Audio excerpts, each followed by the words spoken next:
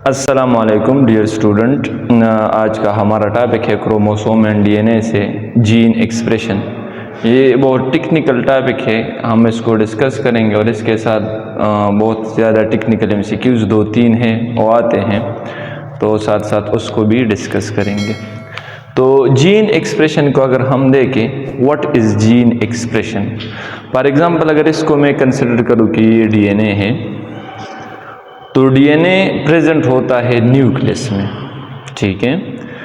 DNA present होता है nucleus में और उससे प्रोटीन सिंथेसिस जो होती है वो कहाँ पे होती है? साइटोप्लाज्म में। अब डीएनए खुद न्यूक्लियस से बाहर नहीं आता और एक मैसेंजर भेजता है, उसको हम कहते हैं मैसेंजर आरएनए। और मैसेंजर आरएनए के थ्रू प्रोटीन सिंथेसिस होती है। वही प्रोटीन कोई स्ट्रक्चरल कंपोनेंट बना देती है, कोई फंक्शन परफॉर्म करती है, तो इसको हम क्या कहते हैं? जीन एक्सप्रेशन या मैकेनिज्म। आप इसको कह सकते हैं कि डीएनए का एक सेगमेंट जो है वो एक्सप्रेस हुआ है, तो इसको कहते हैं जीन एक्सप्रेशन। वही सेगमेंट जो किसी प्रोटीन के लिए, एंजाइम के लिए या हार्मोन के लिए एक्सप्रेस होता है, वही सेगमेंट को हम क्या कहते हैं? जीन एक्सप्रेशन, ठीक है। तो जीन एक्सप्रेशन क्या है? जीन एक्सप्रेशन को एक और नाम भी देते हैं, इसको कहते हैं, फॉर एग्जांपल ये मैं कंसिडर करता हूँ डीएनए है। डीएनए को हमने कहा था ब्लूप्रिंट ऑफ लाइफ, ठीक है। ब्लूप्रिंट ऑफ लाइफ का मतलब ये है कि सारे जो इंफॉर्मेशन है वो डीएनए पे मौजूद होते हैं। डीएनए प्रेजेंट कहाँ पे होता है? डीएनए प्रेजेंट होता है न्यूक्लियस ऑफ सेल में, न्यूक्लियस ऑफ सेल में। ये मैंने मेंशन किया है कि ये फॉर एग्जांपल डीएनए है और ये न्यूक्लियर मेम्ब्रेन है सेल का, तो डीएनए न्यूक्लियस ऑफ सेल में प्रेजेंट होता है। और प्रोटीन सिंथेसिस की अगर हम बात करें कि प्रोटीन कहाँ पे बनते हैं, तो प्रोटीन सिंथेसिस होती है साइटोप्लाज्म में। साइटोप्लाज्म में फॉर एग्जांपल राइबोसोम है, तो प्रोटीन बनाते हैं, ये इन्वॉल्व होते हैं प्रोटीन सिंथेसिस में।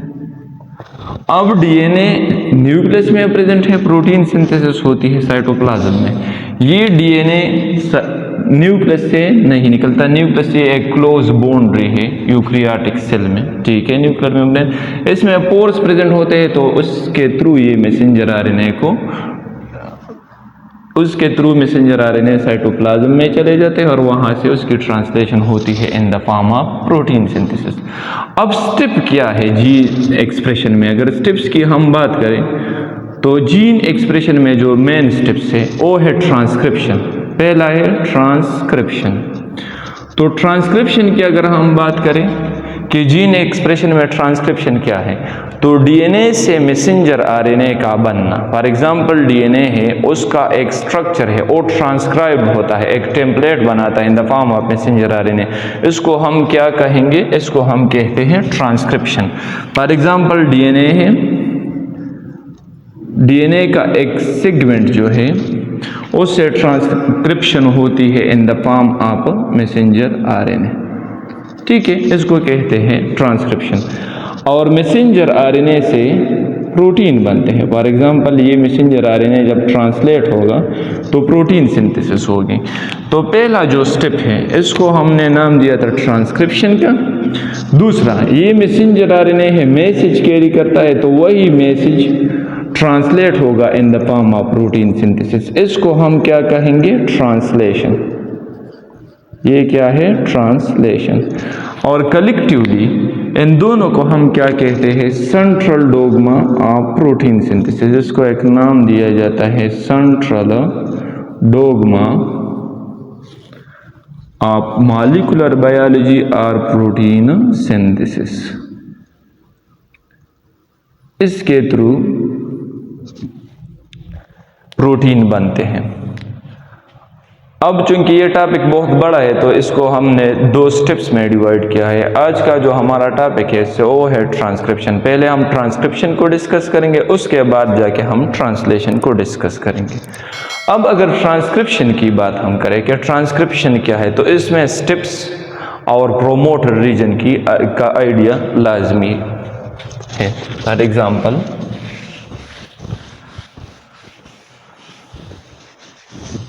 ट्रांसक्रिप्शन को अगर हम देखें तो ये था डीएनए से मैसेंजर आरएनए का बनना, ये क्या था? ट्रांसक्रिप्शन था।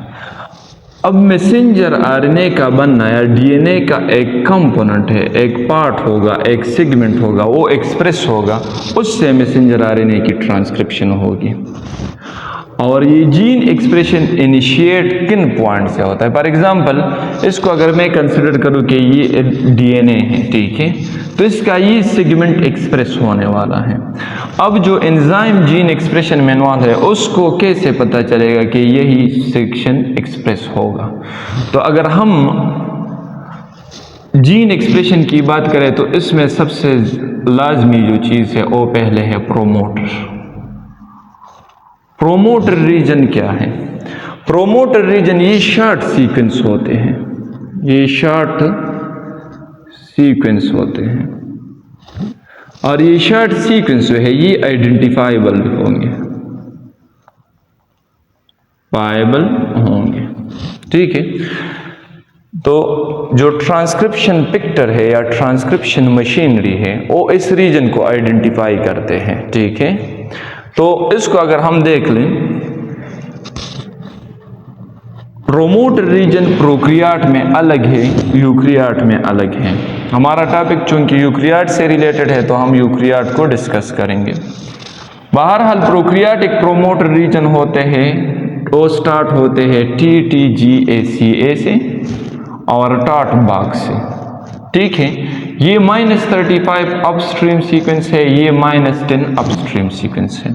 अगर यूक्रियाटिक की बात हम करें तो ये टाटा बॉक्स से स्टार्ट होता है, ये -25 अपस्ट्रीम सीक्वेंस है। अब के लिए मैं सिंबल यूज करता हूँ, फॉर एग्जांपल ये अपस्ट्रीम है। इसी तरह कॉट बॉक्स है तो ये -75 अपस्ट्रीम सीक्वेंस है। अपस्ट्रीम किसको कहते हैं? नदी को। फॉर एग्जांपल मैं डीएनए को कंसिडर करूं कि ये एक नदी है इंफॉर्मेशन की, जो इस डायरेक्शन से उस डायरेक्शन में बह रही है, ठीक है। तो इसका टाट बॉक्स रीजन और कॉट बॉक्स रीजन ये अपस्ट्रीम होगा। फॉर एग्जांपल इधर से ट्रांसक्रिप्शन स्टार्ट होगी तो इस साइड पे नदी उस तरफ बह रही है, तो इस साइड पे क्या होगा? आपके पास प्रोमोटर रीजन प्रेजेंट होगा, ठीक है। नेगेटिव साइन इसलिए शो हुआ है, फॉर एग्जांपल अगर आप एक नंबर को ले लें तो इस साइड पे जो नंबर जाते हैं उसको हम क्या कहते हैं? नेगेटिव कंसिडर करते हैं। तो नेगेटिव साइन डायरेक्शन के लिए यूज हुआ है। तो ये -25 का मतलब क्या है? -25 अपस्ट्रीम का मतलब ये है कि ये -25 बेस पेयर आप बेस पेयर क्या है? ये बेस पेयर है, नाइट्रोजीनियस बेसिस है तो ये बेस पेयर है। ये -25 इस साइड पे होगा या -75 इस साइड पे होगा यूक्रियाटिक सेल में। प्रोक्रियाट की अगर हम बात करें तो ये -35 या -10 इस साइड पे हो सकता है, ट्रांसक्रिप्शन रीजन से इस साइड पे, ठीक है। तो इसको हम क्या कंसिडर करते हैं? अपस्ट्रीम सीक्वेंस, ठीक है। तो ये आइडेंटिफाइबल होता है और ये इस लोकेशन पे प्रेजेंट होता है। जब प्रोमोटर रीजन आइडेंटिफाई हो जाए तो सिग्मा, इसके बाद डीएनए की अनवाइंडिंग स्टार्ट होगी। याद रखिए, अगर किसी ने डीएनए रिप्लिकेशन की वीडियो नहीं देखी है तो वो साइंस रूम में अवेलेबल है। वही एंजाइम जो डीएनए रिप्लिकेशन में अनवाइंडिंग के लिए यूज होते हैं, वही एंजाइम इधर भी यूज होंगे। फॉर एग्जांपल डीएनए गायरेज है, वो एंटी ट्विस्ट को रिमूव करेगा, हेलिकेज बॉन्ड ब्रेकिंग करेगा, ठीक है। तो जिस तरह ये अनवाइंड होगा और हेलिकेज बॉन्ड ब्रेकिंग करेगा तो ये एक ट्रांसक्रिप्शन बबल बनता है। उधर हमने लिखा था ओरिजिन ऑफ रिप्लिकेशन या रिप्लिकेशन बबल, इधर क्या बनता है? Transcription bubble. तो ये एक ट्रांसक्रिप्शन बबल है, ठीक है। ये आइडेंटिफाई होगा और ट्रांसक्रिप्शन बबल बनेगा। तो ट्रांसक्रिप्शन बबल बनने के लिए क्या क्या रिक्वायर्ड है? फॉर एग्जांपल ट्रांसक्रिप्शन बबल बन रहा है, ट्रांसक्रिप्शन बबल, तो पहले क्या होगा? डीएनए अनवाइंड होगा,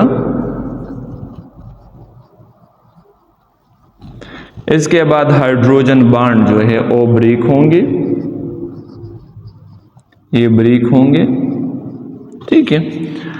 जब ये ब्रेक होंगे तो इसके बाद सिग्मा पिक्टर रिक्वायर्ड है आपका। इनिशिएशन स्टेप्स के लिए आपका क्या रिक्वायर्ड है? सिग्मा। ट्रांसक्रिप्शन अब 3 स्टेप में कंप्लीट होने वाला है। कौन कौन से स्टेप है ट्रांसक्रिप्शन के? ये तो प्रोमोटर रीजन था। स्टेप्स अब ट्रांसक्रिप्शन में कौन कौन से हैं?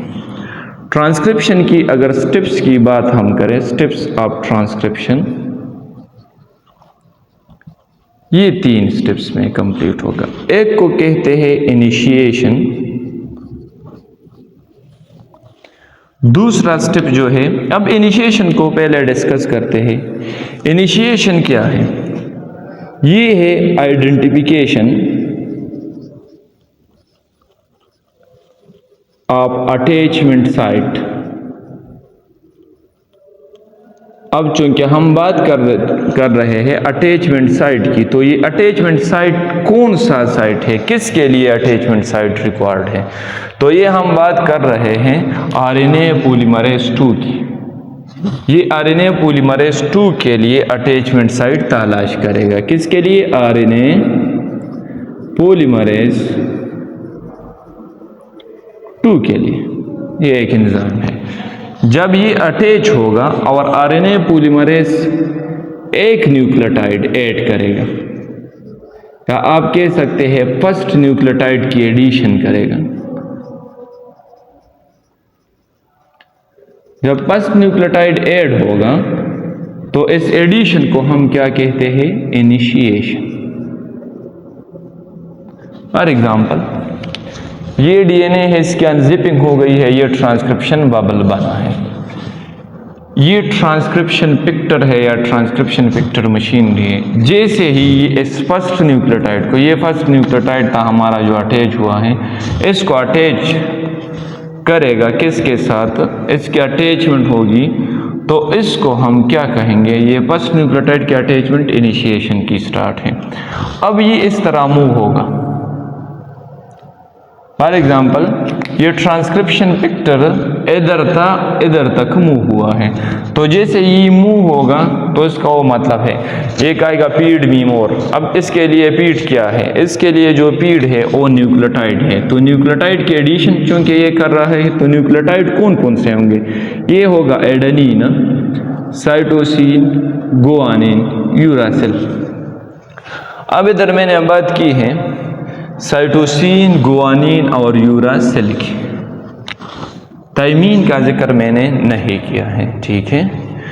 थायमीन क्यों मैंने इसकी जिक्र नहीं की है? क्योंकि ये बन रहा है मैसेंजर आरएनए, और आरएनए में थायमीन प्रेजेंट नहीं होता, ठीक है। उसका एक रीज़न है, अगर कोई आपसे प्रैक्टिकल में पूछे तो जो आरएनए के इंफॉर्मेशन होते हैं ये शॉर्ट टाइम के लिए रिक्वायर्ड होते हैं, और थायमीन का जो डीएनए के जो इंफॉर्मेशन होता है वो लॉन्ग टर्म के लिए रिक्वायर्ड होता है। और थायमीन वाहिद नाइट्रोजीनियस बेस है जिसके साथ मिथाइल ग्रुप अटैच्ड है, ठीक है। तो इसकी वजह से उसके इंफॉर्मेशन जो डीएनए में आएंगे तो वो लॉन्ग टर्म के लिए यूज़ होंगे, और शायद आरएनए वाले जो इंफॉर्मेशन है ये शॉर्ट टर्म है, ठीक है। तो इधर यूरासिल अटैच होगा क्योंकि मैसेंजर आरएनए बन रहा है। अब जैसे ही इनिशिएशन होगी, फॉर एग्जांपल इधर पहला न्यूक्लियोटाइड लगा है, इनिशिएशन स्टार्ट है। इनिशिएशन के बाद, इनिशिएशन मैंने कहा कि ये आइडेंटिफिकेशन ऑफ अटैचमेंट साइट है। किसके लिए? आरएनए पॉलीमरेज की। फर्स्ट न्यूक्लियोटाइड ऐड होगा, इनिशिएशन होगी। अब ये आइडेंटिफिकेशन, इधर एक क्वेश्चन मार्क बनता है ना, ये आइडेंटिफिकेशन कौन करता है? ये आइडेंटिफिकेशन किसके बेस पे?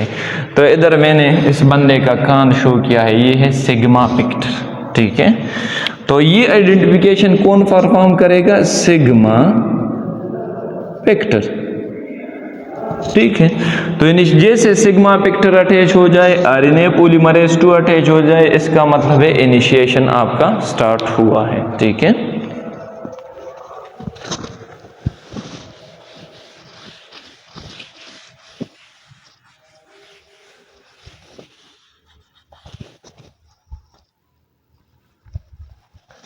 इसके बाद होगा एलांगेशन।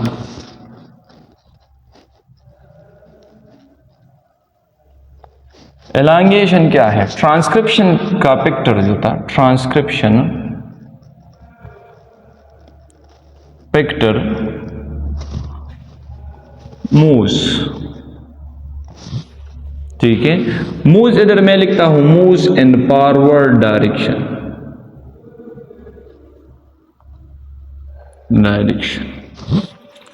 अब फॉरवर्ड डायरेक्शन क्या है, ये डिपेंड करता है फॉरवर्ड डायरेक्शन आरएनए पॉलीमरेज पे।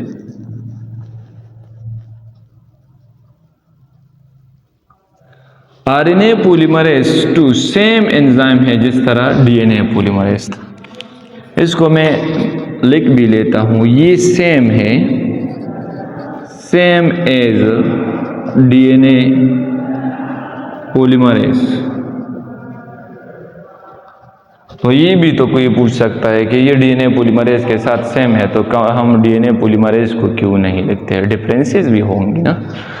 तो इस तरह ये सेम है डीएनए पॉलीमरेज के साथ, कौन से डिफरेंसेस पे, डिफरेंसेस का क्या है, सिमिलरिटी इस केस बेस पे है कि रीडिंग ये सेम करेगा जिस तरह डीएनए पॉलीमरेज करता है, तो रीडिंग इसकी क्या होगी 3 to 5 डायरेक्शन में, ठीक है। और सिंथेसिस किस या ट्रांसक्रिप्शन किस में होगी, तो इधर में ट्रांसक्रिप्शन के बजाय मैं लिखता हूं synthesis, synthesis of new growing strand. ये कौन से डायरेक्शन में होगा 5 to 3 डायरेक्शन में होगा, ठीक है। तो ये सिमिलरिटी है आरएनए पॉलीमरेज 2 की डीएनए के साथ, ठीक है। डिफरेंस क्या हो सकता है, what is the difference, difference भी तो रिक्वायर्ड है ना। डिफरेंस इन दोनों का ये है कि RNA polymerase do not required, क्या रिक्वायर्ड नहीं होंगे, प्राइमर सीक्वेंस, इसके लिए प्राइमर की जरूरत नहीं है। दूसरा, ये एडिशन करता है, addition of uracil instead of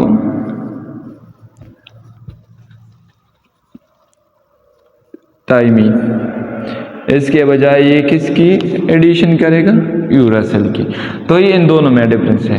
अब डायरेक्शन को देखिए, रीडिंग डायरेक्शन कौन सा है 3 to 5, इधर मैंने स्ट्रैंड शो किए हैं 3 और दूसरा है 5, तो रेड वाला जो जा रहा है ये कौन से डायरेक्शन में जा रहा है 3 to 5 डैश डायरेक्शन में। अब चूंकि ये रीडिंग स्ट्रैंड है तो ये फॉरवर्ड डायरेक्शन ये होगा जो रेड है, और सिंथेसिस की डायरेक्शन क्या होगी 5 to 3। तो आपका जो मैसेंजर आरएनए बनेगा ये वाला, ये कौन से डायरेक्शन में होगा 5 to 3, ठीक है। चूंकि ट्रांसक्रिप्शन वेक्टर फॉरवर्ड हो रहा है तो जिस तरह ये मूव करेगा transcription vector, new addition of nucleotide होगी, ठीक है। इसको हम क्या कहते हैं, एलांगेशन। ये क्या होगा, एलांगेशन।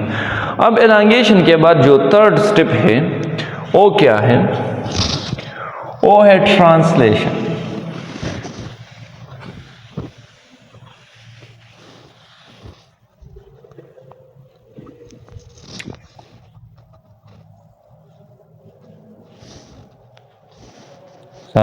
ये है टर्मिनेशन। टर्मिनेशन किसको कहते हैं, आप लोगों ने सुना होगा, प्लाने ने प्लाने बनने को टर्मिनेट कर दिया, उसकी ड्यूटीज जो है और उसको रिक्वायर्ड नहीं था, उसकी टर्मिनेशन कर दी।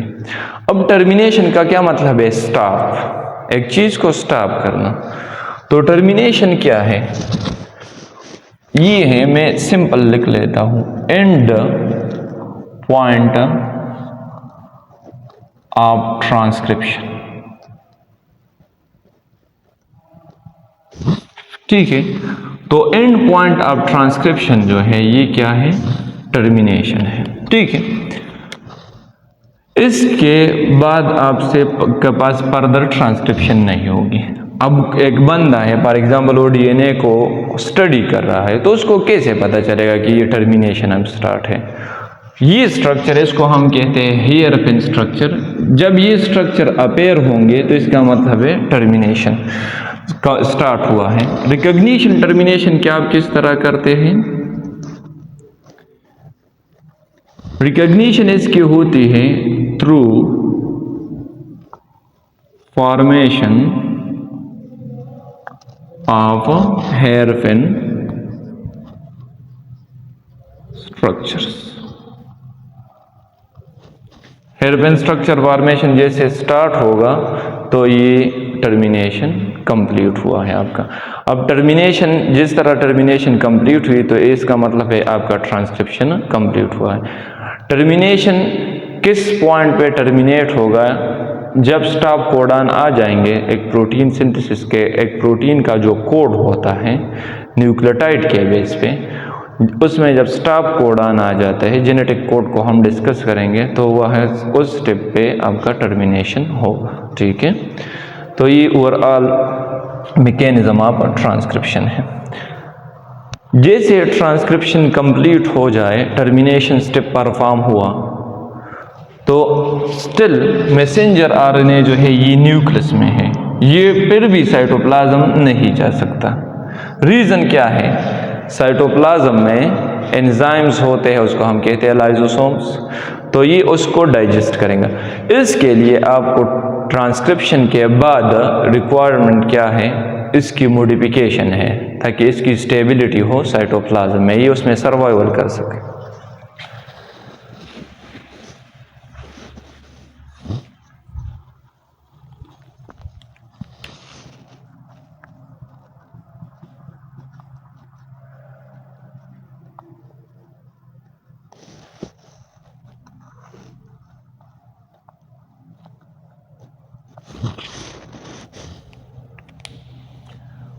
इसके बाद आ जाता है post transcriptional modification. Messenger RNA ये सर्वाइवल के लिए अब भी फीजिबल नहीं है कि ये साइटोप्लाज्म में जाके उधर सर्वाइव करे और आपके लिए प्रोटीन बनाए, तो इसके लिए फर्दर प्रोटेक्शन की ज़रूरत होती है। दूसरी बात यह है कि डीएनए का सीक्वेंस बहुत लंबा है, तो इसमें बाज़ सीक्वेंसेस इस तरह है जो एक प्रोटीन के लिए कोड नहीं करते, तो उसकी रिमूवल और उसकी प्रोटेक्शन रिक्वायर्ड है दोनों। तो इसको हम क्या कहते हैं? Post transcriptional modification. Post transcription modification को आप सिंपली ये लिख सकते हैं कि इमैच्योर मैसेंजर आरएनए जो है ये मैच्योर मैसेंजर आरएनए में कन्वर्ट हो जाएगा। किस तरह कन्वर्ट होगा? इधर एक फिनोमेना होता है, उसको कहते हैं स्प्लाइसिंग आउट। तो स्प्लाइसिंग आउट फिनोमेना कौन सा है? इसमें इंट्रॉन्स रिमूव होंगे। इंट्रॉन क्या है? Non expressible reason.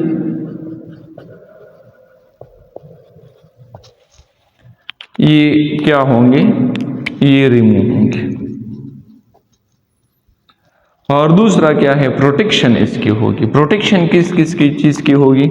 एडिशन होगा। प्रोटेक्शन के लिए एडिशन की रिक्वायरमेंट है, जैसे फॉर एग्जांपल एक बंदा है, एक पुलिस वाला है, और सेफ गार्ड पहनता है, ठीक है, तो इसी तरह एडिशन के थ्रू क्या होगी? प्रोटेक्शन होगी। तो क्या है? वो है 7 मीथाइल GTP केप, और दूसरा है पोली ए टेल।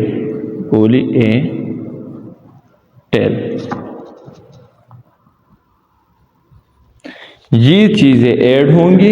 इंट्रॉन्स जो है नॉन एक्सप्रेसिबल रीजन, ये स्प्लाइस आउट होंगे। उसको हम क्या कहते हैं? Post transcriptional modification. ठीक है, इसके बाद मैसेंजर आरएनए साइटोप्लाज्म में एक्सप्रेशन के लिए फीजिबल है कि उधर एक्सप्रेस हो जाए। ठीक है, अब इसको समराइज करते हैं डायग्रामेटिकली, इसको समराइज करते हैं। ये है मैकेनिज्म ऑफ जीन एक्सप्रेशन, एक जीन किस तरह एक्सप्रेस होता है।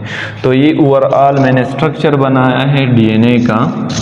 ये प्रोमोटर रीजन अपस्ट्रीम में होगा, तो यूकैरियोट की अगर हम बात करें तो ये -25 बेस पेयर अपस्ट्रीम हो सकता है, -75 माइनस साइन डायरेक्शन के लिए यूज होता है। ठीक है, इसके अलावा डीएनए की अनवाइंडिंग के लिए डीएनए गायरेज ज़रूरी है, जिस तरह डीएनए रिप्लिकेशन में रिक्वायर्ड होता है। हाइड्रोजन बांड से न्यूक्लियोटाइड के दरमियान जो हाइड्रोजन बांड होते हैं वो हेलिकेज के थ्रू ब्रेकडाउन उसकी होगी, तो ट्रांसक्रिप्शन बबल बनेगा। इसके बाद ये सिग्मा पिक्टर जो है ये इनिशिएशन या साइट ऑफ ट्रांसक्रिप्शन को रिकॉग्नाइज करेगा, उधर अटैच होगा। इसके बाद आपका आ जाएगा आरएनए पॉलीमरेज 2। आरएनए पॉलीमरेज 2 के 3 यूनिट जो है उसको हम कहते हैं कोर यूनिट, और सिग्मा इसका आउटर यूनिट है। तो कोर यूनिट में क्या है, अल्फा यूनिट है, ये मैंने बनाया है, ये बीटा यूनिट है और ये बीटा प्राइम यूनिट है, ठीक है। तो ये इधर अटैच होगा। इस ओवरऑल को हम क्या कहते हैं, ट्रांसक्रिप्शन फैक्टर या ट्रांसक्रिप्शन मशीनरी, ठीक है।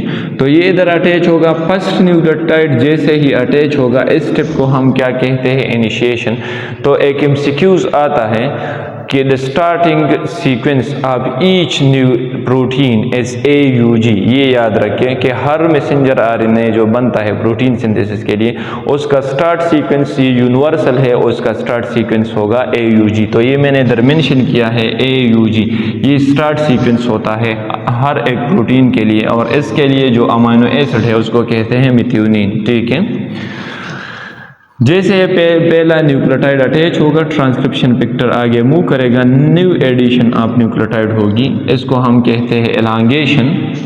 ट्रांसक्रिप्शन फैक्टर जैसे ही स्टॉप कोडॉन को ले लेगा, तो स्टॉप कोडॉन के थ्रू ये स्टॉप होगा और इधर एक सीक्वेंस आपके साथ एक स्ट्रक्चर बनता है, उसको कहते हैं हेयरपिन स्ट्रक्चर।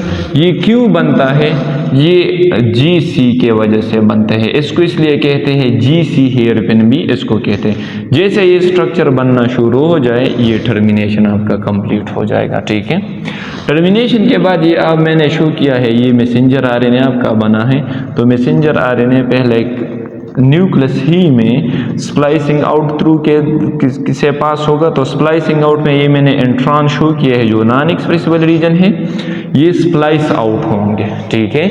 और मैच्योर, इस टाइम ये मैसेंजर RNA इमैच्योर फॉर्म में था, तो इसके एंट्रांस के जो सीक्वेंस है, ये एंट्रांस इससे मूव होंगे, और आपका जो एक्सप्रेसिबल सीक्वेंस है उसको कहते हैं एक्सॉन। ये एक्सप्रेसिबल सीक्वेंस है तो ये रह जाएगा।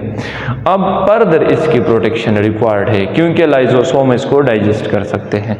तो एक इसकी एडिशन होगी पॉली ए टेल के साथ, दूसरा 7 मीथाइल GTP। तो ये मैंने मीथाइल डायरेक्ट शो किए है और ये है GTP। तो ये केप स्ट्रक्चर होगा। ये पॉली ए टेल इसको इसलिए कहते हैं क्योंकि न्यूक्लियोटाइड जो है उसकी कंपोजिशन में A न्यूक्लियोटाइड ज्यादा है, तो इसको पॉली ए टेल कहते हैं। इसके बाद ये न्यूक्लियर पोर के थ्रू पास होगा और साइटोप्लाज्म में इसकी एक्सप्रेशन होगी in the form of protein synthesis, उसको हम ट्रांसलेशन कहते हैं। अब इसमें MCQs कौन से आते हैं, तो इसको जरा देख लें। एक होता है आपके पास MCQs आता है सिन स्ट्रैंड, दूसरा आता है एंटी सिन स्ट्रैंड। तो इसको दोनों को देख लें। आपके साथ सिन स्ट्रैंड कौन सा है, सीक्वेंस को स्टडी करें। A इसके साथ मैच होता है, U इसके साथ मैच होता है, ठीक है। तो दोनों को देख लें। फॉर एग्जांपल, अगर इससे कोडिंग होती है जिसके बेस पे इसकी कंप्लीमेंट्रिटी इसके साथ है, ये इसका कंप्लीमेंट्री है, तो इस स्ट्रैंड को हम क्या कहेंगे, एंटी सिन स्ट्रैंड। और जिसकी कंप्लीमेंट्रिटी या जो सिमिलर है मैसेंजर RNA के साथ, उसको हम क्या कहते हैं, सिन स्ट्रैंड। तो मैसेंजर RNA का जो कोड होगा वो सेम सिन स्ट्रैंड का कोड होगा, और वही सिन स्ट्रैंड का जो कोड होता है ये और मैसेंजर RNA में सिर्फ एक डिफरेंस होगा, उसमें यूरासिल होगा, इसमें थाइमीन होगा। ये DNA का स्ट्रैंड है और RNA का स्ट्रैंड है, तो इसमें यूरासिल होगा, ठीक है, और इसमें थाइमीन होगा। फॉर एग्जांपल, अगर इसको मैं इस तरह लिख दूं थोड़ा सा, अच्छा, तो ये होगा आपका सिन स्ट्रैंड। ये कौन सा है, एंटी सिन स्ट्रैंड। ये कंप्लीमेंट्री होगा मैसेंजर RNA के साथ, और इसकी सिमिलरिटी होगी इसके साथ। तो जिसके साथ सिमिलरिटी है मैसेंजर RNA की वो सिन स्ट्रैंड है, जिसके साथ कंप्लीमेंट्री है वो एंटी सिन स्ट्रैंड है, ठीक है। ये एक MCQ है। दूसरा ये है अपस्ट्रीम को समझे। अपस्ट्रीम का मतलब है ट्रांसक्रिप्शन इधर से स्टार्ट होगी, इससे इस साइड पे जो न्यूक्लियोटाइड्स होते हैं इसको अपस्ट्रीम कहते हैं, इधर प्रोमोटर रीजन आपका प्रेजेंट होगा। एक्सॉन क्या होते हैं, एक्सप्रेसिबल सीक्वेंस। इंट्रांस क्या होते हैं, नॉन एक्सप्रेसिबल सीक्वेंस, ठीक है। इसको क्या कहते हैं, GC हेयरपिन, ठीक है। तो इसको इसको समझे, ये GC हेयरपिन, इसको याद रख लें। तीसरा इसमें पॉइंट क्या है, एक MCQs आता है, the length of immature messenger RNA is always dash shorter longer balance with mature messenger RNA।